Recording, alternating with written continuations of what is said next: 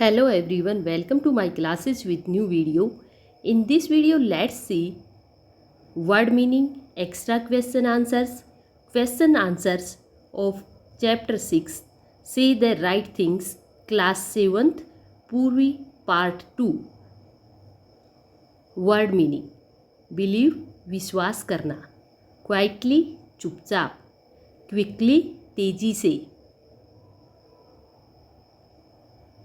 Believe विश्वास करना, quietly चुपचाप, क्विकली तेजी से, अलोंग साथ साथ, वॉक्ड चलना, क्लीनर साफ करने वाला, वेल्दी अमीर, ग्लैडी ग्लैडली खुशी खुशी, एंग्री गुस्सेल, इंटरेस्टिंग दिलचस्प, प्रैक्टिसेस अभ्यास करना, टॉकेटिव बातूनी, शूटिंग निशानेबाजी. Extra question answers. Question first. Who are the main character in this play? इस नाटक में मेन कैरेक्टर कौन कौन है? Answer: Mary Shaw, Mrs Handling and Mrs Lee are the main character in this play. Question number 2. Why does Mrs. Shaw want Mary to put the coat away? Mrs. Shaw ये क्यों चाहती है कि Mary जो coat को बाहर रखे? Answer: because the room should look tidy, क्योंकि रूम जो है वह सुंदर या साफ होना चाहिए. Question third. Who are the guests that Mrs Shaw is expecting? Mrs Shaw जो किनको मेहमान जो है एक्सपेक्ट कर रही है? Answer: Mrs Shaw is expecting Mrs Handling and Mrs Lee as guest. Question fourth. Why does Mary say I am not a child? Mary यह क्यों कहती है कि मैं एक बच्ची नहीं हूँ? Answer: because she is frustrated with her mother to listen instructions, क्योंकि वह अपनी मदर के इंस्ट्रक्शन सुनकर फ्रस्ट्रेट हो जाती है. Question fifth. What should Mary do if everyone stop talking? Mary को क्या करना चाहिए यदि हर कोई बातें करने से चुप हो जाता है? Answer: Mary should say something to make them talk again if everyone stops talking. Mary को कुछ ऐसा कहना चाहिए यदि हर कोई बात करने ना बंद कर देता है ताकि वो फिर से बात करने लगे.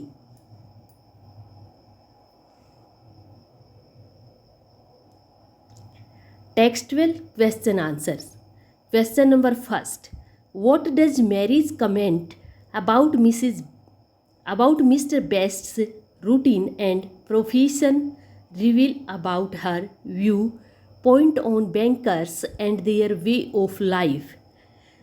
श्रीमान बेस्ट के रूटीन और प्रोफेशन के बारे में मैरी की टिप्पणी से बैंकरों में और उनके जीवन जीने के तरीके के बारे में, उसके नज़रिए के बारे में क्या पता चलता है?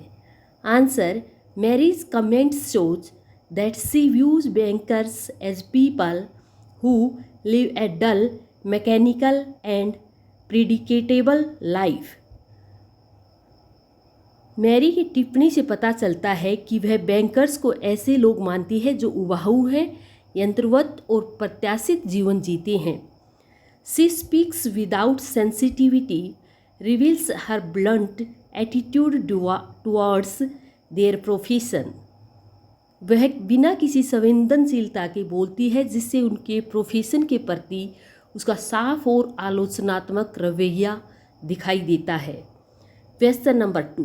What can we infer about Mary's understanding of polite conversation based on her interactions with the guests? मेहमानों के साथ मैरी की बातचीत के आधार पर हम विनम्र बातचीत करने की उसकी समझ के बारे में क्या अंदाज़ा लगा सकते हैं? Answer: Mary's interactions shows that she lacks an understanding of polite conversation. Mary की बातों से पता चलता है कि उसमें अच्छे से बात करने की समझ नहीं है। She speaks too frankly, makes personal remarks and does not realise that certain topics में एम्ब्रेसेस। वह बहुत अधिक स्पष्ट बोल देती है, निजी बातें करती है और उसे यह एहसास नहीं होता कि कुछ बातें उसके मेहमानों को शर्मिंदा या नाराज़ कर सकती हैं।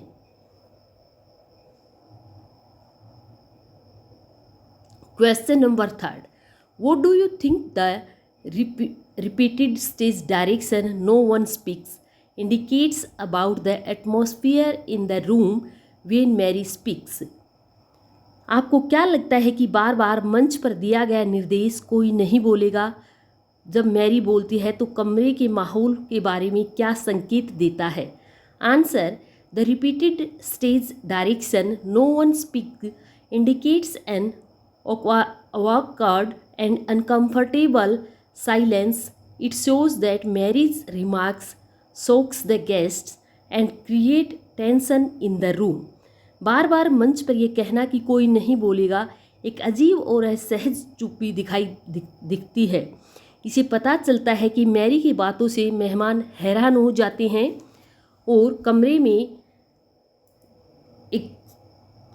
कमरे के अंदर टेंशन वाला माहौल क्रिएट हो जाता है। Question 4, how does Mary's attitude towards the guests change throughout the play?